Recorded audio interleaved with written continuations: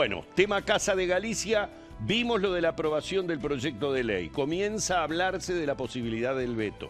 Comienzan las diferentes declaraciones, la oficial con el ministro de Trabajo, quienes entienden que el gobierno se va a comprar un lío, quienes protestan por la situación que ya parece inminente, y vean en el final la reflexión que hacen Raúl Ponce de León y Miguel Nogueira en ADN sobre si realmente hay temas que nos importan o no nos importan a los uruguayos, o realmente qué es lo que nos importa.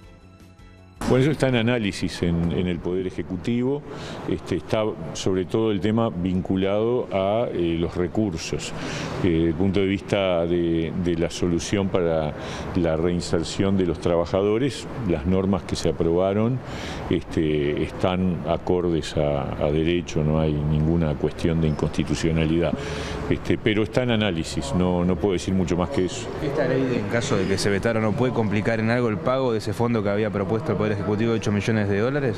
Bueno, vamos a tratar de que no. Yo creo que lo mejor sería que se hubiera votado de acuerdo a la propuesta que había hecho el Poder Ejecutivo, que era una propuesta muy razonable y posible, pero bueno, vamos a buscar, todavía no hay una decisión. Sería bueno conocer cuáles son los fundamentos para vetar una ley que fue votada por el Parlamento Nacional, por todos los partidos políticos en la Cámara de Senadores, tanto el Partido Nacional, el Partido Colorado, Cabildo Abierto y el Frente Amplio, y que básicamente trata de velar para que se pueda cumplir con los derechos de los trabajadores y trabajadoras de Casa de Galicia, que fueron afectados por el cierre de esta mutualista decretada por parte de la justicia y del Estado. Creo que el presidente debería también evaluar bien, creo que el presidente es inteligente, comprarse un lío por estos temas me parece que no en un mar de problemas que hoy tiene el gobierno, me parece que no sería lo mejor. Además, esta es una iniciativa que ha surgido del propio Parlamento.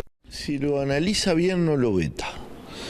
Tengo la certeza de nuestros actos, tengo la certeza de que el Poder Ejecutivo no es bueno que se quede con un egreso contingente de esta magnitud.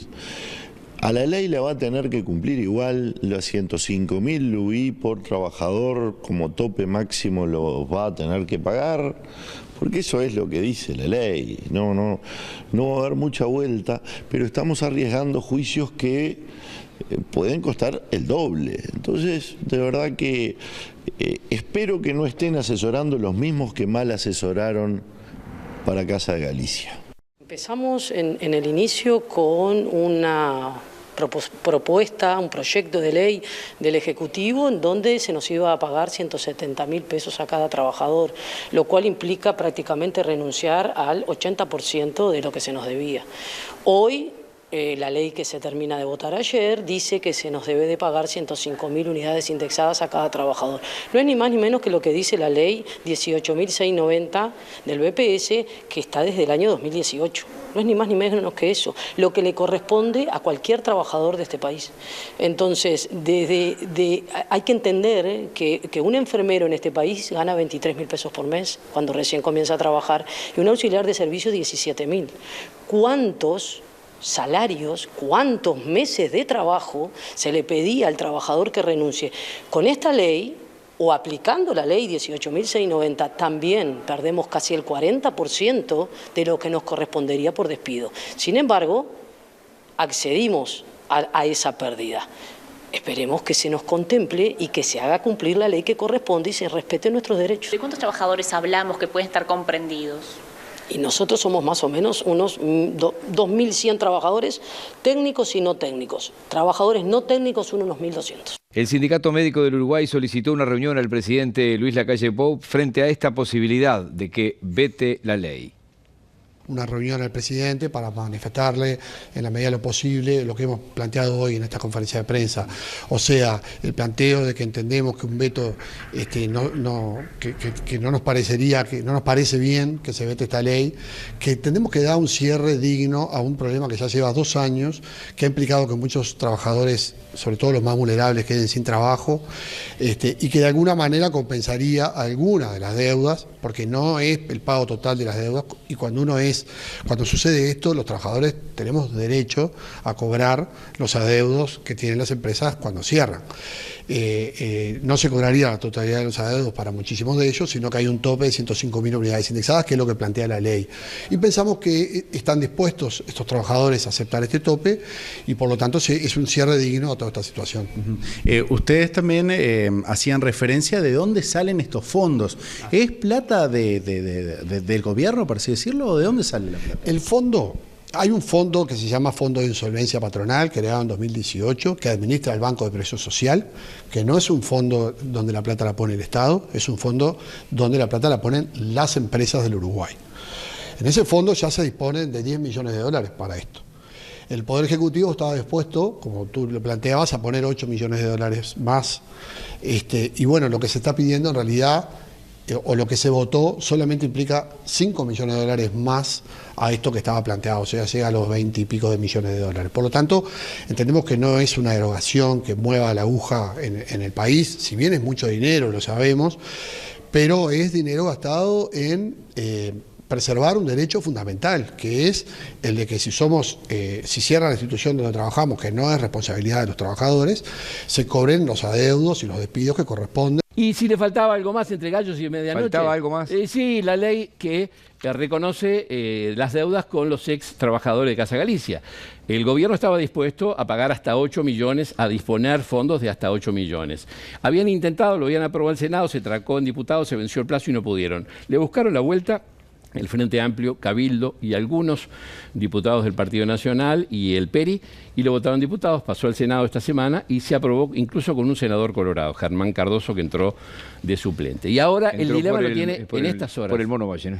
Sí, el dilema lo tiene el presidente, se va a China, se va unos días, se va el sábado para tomar un poco de aire, a ver si cambia el aire en los pulmones y puede agarrar un poco de... El aire, ¿no? Va a tomar bastante de aquí a China, son 20.000 kilómetros.